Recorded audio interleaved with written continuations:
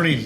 My name is Jeff, and I'm in the commercial department here at Lee's, and I have Alan, who's also our commercial service manager. Between the two of us, we kind of lead the commercial effort here at Lee's Air, and we were talking the other day and thought we'd sit down and talk about it a little bit, the fact that between the two of us, well over 60 years experience, and we've watched this thing here at Lee's Air go from, well, Alan, all commercial when we started, right? We had a very small company, and it was mostly commercial based, small residential, and now we're the small fish in the pond, but we still do a lot of big things. A lot of good work, helping a lot of companies keep their energy bills down and maintain quality, comfort, and indoor air quality. Yeah. So when we first started, when I first started, Alan was already here, and we had a book of customers that we took care of regularly, and ironically, still have a lot of those customers today, and we have many of them. Yes. Just continue to take care of them, and we've built a relationship that's built on response and thoroughness, and it's really helped to, in my opinion, has helped to set the standard of stability to help the other things that we do now, which we've gotten really big in the residential side, the plumbing, and now roofing. But it all started with the reputation that we have in our commercial department, in my opinion. Yeah. The Lee family. That's kind of where their focus was and what they really enjoyed to do, doing more than the residential. But things evolved over the years. Speaking of like commercial maintenance and maintaining your buildings, it's like you're either going to pay a contractor to keep your equipment running well and efficient, or you're going to pay PG&E. Who would you rather pay? Right. And you're also going to extend the life of the equipment in the process. Life of the equipment, the breakdowns are going to be less frequent and more managed. We can help you budget those breakdowns to where you're not. I mean, there's always the possibility of something major failing. That's just the equipment we deal with and the components Sure. that. Well, a lot of the equipment that we use, I mean, it gets in the commercial area, it's got a lot of runtime on it. Absolutely. Heavy hours where it just goes hard because, there are people down below the roof. Server rooms, people, processing. There's a lot in commercial that people don't even realize. Residential, you're like, oh, I'm hot. Let me turn it down. You don't have that ability at a residential. Or at a commercial. You're bringing in. Not only do you have to filter the air, but you're bringing in fresh air to maintain indoor air quality. There's a balance in adjusting airflows and keeping a good consistent temperature. Sure. We have products that you can remotely look at your equipment and look at your energy usage and help you control your energy costs and comfort levels as well. So we have a lot of ability to do different things. So I actually have a couple questions for you this morning, if you feel comfortable with me. Ask away. So as I was thinking about this little sit down we were going to have, I want to ask you this question. It's kind of broad, but in all of your years in the industry, what do you think has changed the most, and what do you think has changed the least? The thing that's changed the most is just the inverter technology. The ultra high efficiency equipment. Standard equipment when I first started was basically 100% on, 100% off. Now you have inverters that can vary the load and match. You can have a unit that's sized for 10 tons, but it'll ramp down as low as 3 tons. So it's going to match whatever you need versus just blasting on and shutting off. Sure. The things that have changed the least is just the constant is just trying to maintain people. We're here to make people. If I do my job right, your employees are happy, your customers are happy, and if you have a retail store, they're going to stay longer. If they walk in and it's hot, they're probably not going to spend a lot of time shopping. And if your employees in an office are uncomfortable, well, that's all they're going to focus on is being uncomfortable, and that so you can lose productivity. But yeah, I mean, the people that we serve are always going to be the constant. Yeah. I say it this way. We're not in the air conditioning business here at Lee's. No. We're not in the plumbing business. We're not in the roofing business. We're in the people business. We just happen to be good at those things along the way. So, and that's what I feel every morning when I get up is a desire to take care of people, and all the rest of it comes along. You know, when I first started, I remember there was a formula, and I think you've heard it before too, that, our goal was to do replacement air conditioning at about $1,500 a ton. Back in the day, that would get you where you needed to be to keep your business moving along. And now, now the cost of equipment is over $2,000 a ton just to buy it. And but the thing that hasn't changed after all those things have changed is people are the same. Yeah. What isn't more expensive these days? True. Gosh, God, go buy a carton of eggs or a gallon of milk. It's very expensive, unfortunately. So question number 2. So we've always had a process of bringing in new people because we've grown a lot over the last 25 years, and we get people from a couple different areas. We have veterans that are transitioning. We have technicians that we bring up from the residential side into the commercial side once they get some experience under their belt. But we also have a constant flow of new guys that come out of school that are applying. I mean, we see the applications. Sometimes 20 people a day want to try to get their job here, fresh out of school. What are your thoughts on a guy coming right out of school and being able to be on your team? That's a bit of a difficult transition, just because of the complexity of what we do and how we do it. It's not impossible, but it is more difficult. Person would already have to have a bit of a construction and maybe a construction, electrical, especially mechanical. It's not just having the head knowledge. You got to be able to take things apart, put things back together efficiently and effectively, safely. So it's tough. It's not impossible, but it's definitely a little bit harder. Now, I'm not saying that residential is easy, right, by any stretch of the imagination. Our industry, it keeps getting more and more complicated as the equipment gets more and more energy efficient, sophisticated, and more sophisticated. It's just everything's computer driven now. Mm-hmm. So not only do you have to know the refrigeration side, but now we're almost quasi electronics experts and programming experts. I mean, the one thing about this industry, when you go back to that question of what hasn't changed, and that's your level of knowledge has to constantly evolve. You have to constantly be looking. Fortunately, there's a lot of stuff on the internet. When I first started, there was no internet. You pretty much seat of the pants, figured it out. And everything. But you have to be constantly learning. There's new stuff coming out, and even just getting a better understanding of what you already know. Sure. So that's what makes it tough for a guy coming right out of school. It's very this business can be very overwhelming to anybody just starting. So I want to go. Let me switch gears a little bit. So when you're thinking about, most people think about their own home, their residence.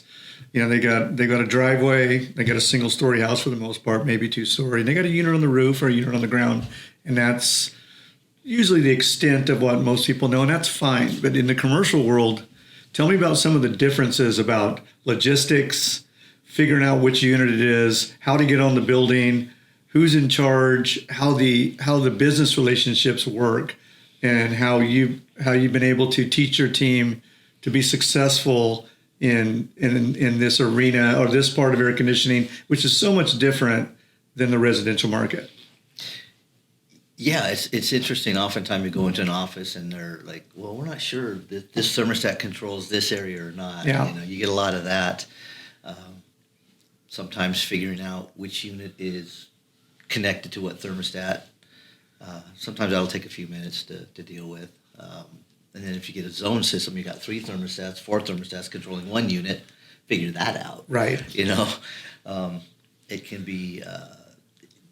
It's like anything else. It's your troubleshooting skills. You have to go through and figure out, take the steps and the time to understand what we're working on before you really can even figure out what's wrong sometimes. Sure. That answer that question? You know, that's a long question. What I've noticed is, you know, we go to a lot of our customers and new customers, you know, as well.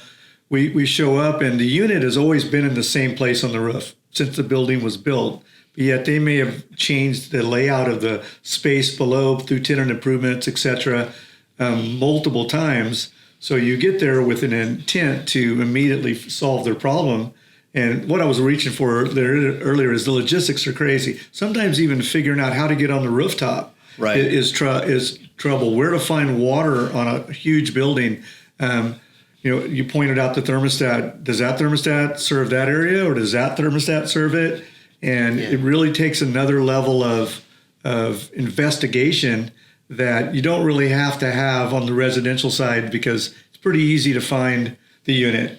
Yeah. I mean, just literally finding the ductwork and finding the unit commercially can be a wild ride. Absolutely. And even speaking of just the thermostat, thermostat placement is crucial to maintaining good comfort, because you have external loads on the perimeter of the building. You have internal loads that are completely different.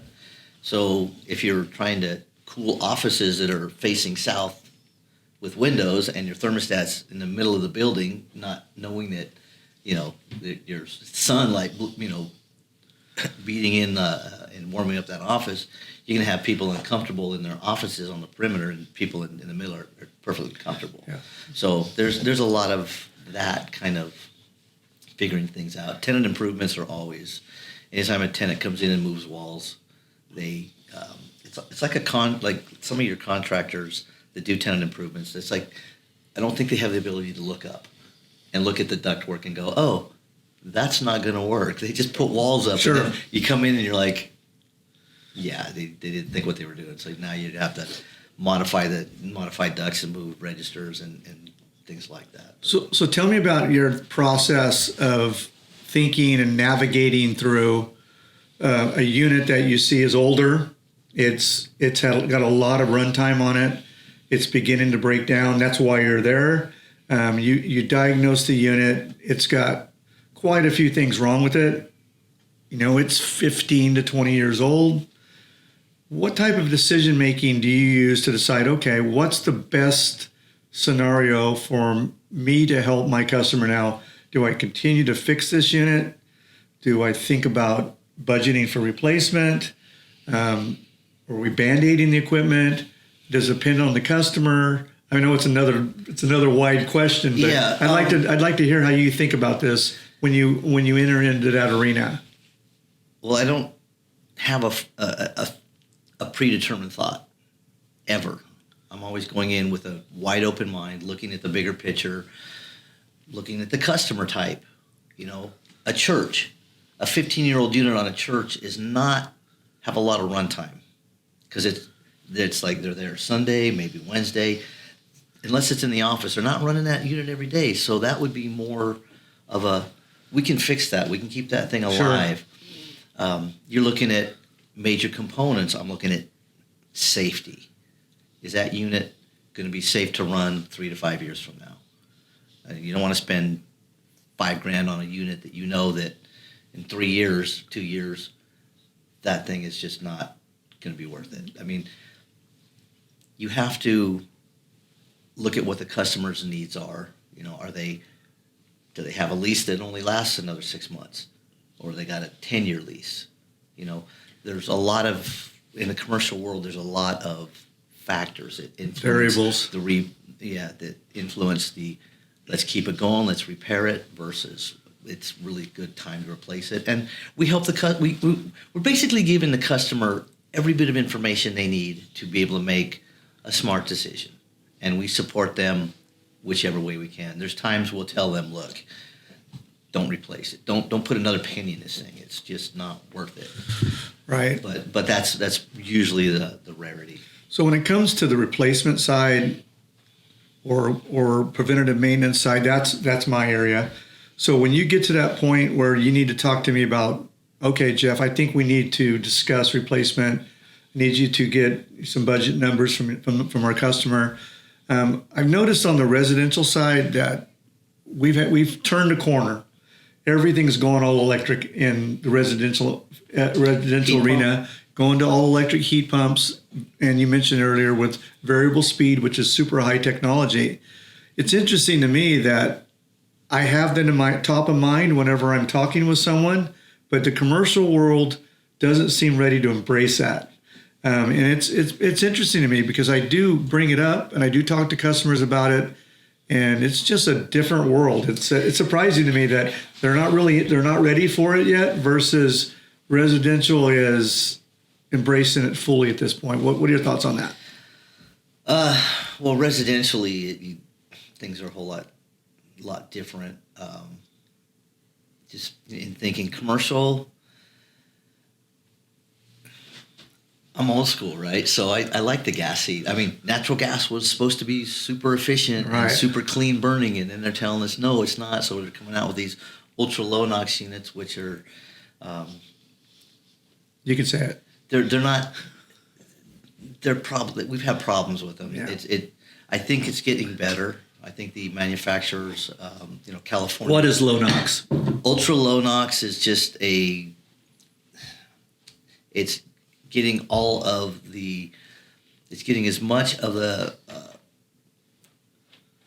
byproducts of combustion out, the stuff that they say causes global warming or all that stuff, is trying to get as much of the bad stuff that would affect the environment out of the combustion process, which is not a bad thing, but it was a bit of a rushed process, and the industry kind of paid a price for that. It's really hurt serviceability. Yeah, but things have improved greatly. So heat pump versus, gas, that's the information we have to give our customers so they can make a better decision. Right. There's no right, there's no wrong. It's just what's going to be best for your application. Do you have any questions for me? Why did you break me up this early in the morning? No. Anyway, no. I'm. As far as questions, what are the things you look at when I give you the information? Say, okay, here's a unit that needs to be replaced. Sure. What are your first thoughts? Right. So I mentioned earlier, residential. Everybody's got a driveway, and there's usually a predetermined distance. Using a crane, getting in and out is pretty quick. On commercial, it's a huge issue. We have buildings that are really big, and the units when the building was built, they never thought about replacement. So sometimes a crane can go from $500 to $25,000, depending on how far you need to reach. So that's one of the number one things I'm looking at. Also, we not necessarily because of low NOx, but because of lots of new reasons, it's getting harder and harder ever since the COVID shutdown to find equipment. Exactly. So on commercial, a lot of people don't realize that there's multiple voltages. In residential, it's all the same. 230 volt single phase comes right out of your electrical panel on your house. Maybe no problem. 120 for a furnace. Maybe 120. Yeah. In commercial, we have multiple voltages.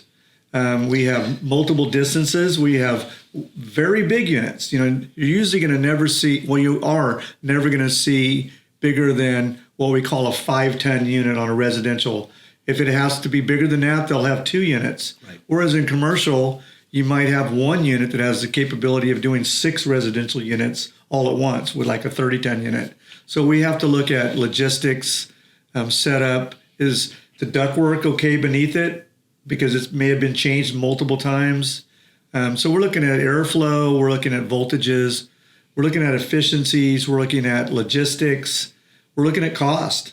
All of these things have changed dramatically in the last 5 years. Yes. And I wouldn't say it's doubled, but in some cases it nears that in cost in the last 5 years. the whole game has changed, and so you really have to be on top of the market to make sure that you're providing the best quality piece of equipment at the best value for the customer. And that's what I'm looking for. Right, right. We have like the whole 2020 thing, the whole COVID shutdown, and we still haven't fully recovered as far as I think the residential side has. The commercial equipment side is definitely a little lagging. I agree. Sometimes we don't have a whole lot of choice in brands of equipment. So we have like one or two choices where we used to have like 4 or 5. Now you've got adapters to go from the old unit to the new unit. There's a lot more challenges in changing out commercial equipment than residential. Not that residential isn't challenging, but there can be a lot more challenges, like you say, the crane. Sometimes they build a building and you're like, yeah, nobody had any thought about ever having to replace this. Yeah, we have a lot of challenges in this industry to change. And rooftops got its challenges, but there's stuff below the roof, air handlers below the roof oftentimes, and yeah, it's a lot of fun, no doubt. Yeah, one of the things we didn't touch on yet is residentially, we have a very big footprint in the Fresno Clovis area. Residentially, the largest footprint, and plumbing as well. But on the commercial, we cover a lot of ground. Talk about that a little bit. Oh gosh, Bakersfield. We're based in Fresno, so we Bakersfield all the way up to Modesto. We have a Northern California division that Napa, American Canyon. I mean, they Stockton. There's Vacaville. I'm trying to think of a lot of other. Why have you developed that network? That a lot of the stuff that's out of town, we have a large client that has a lot of different spaces, a lot of different locations, and we serve them. We go all the way to Santa Maria. We've got a few accounts over in Santa Maria, and that's like almost a 4-hour drive. Yeah. I've made that drive. Yeah, there's times where we'll park a guy in a motel, get to be able to get efficient work done. Do a lot of stuff. And then, have a good night's rest rather than driving 2 hours up back every day. We will travel in commercial. Well, in closing today's segment, I'd like to put you on the spot and speak to our audience and say, why would a potential commercial customer want to choose Lee's Air and our teams to be their partner? We strive to take care of the customer. We like fast response time. When you're down, we get there as quick as we possibly can. We schedule you regularly. We try to maintain a very consistent space between our maintenances, so we're not putting some too close together, and then others that are like very far apart. We can help you maintain your energy costs. We keep, like we talked early in this podcast, that if you don't take care of your equipment, you're going to already be paying somebody in higher energy bills. If you're not changing filters, if you're not keeping the coils clean, if you're not keeping the drain pans clean, you're going to get water leaks in the building.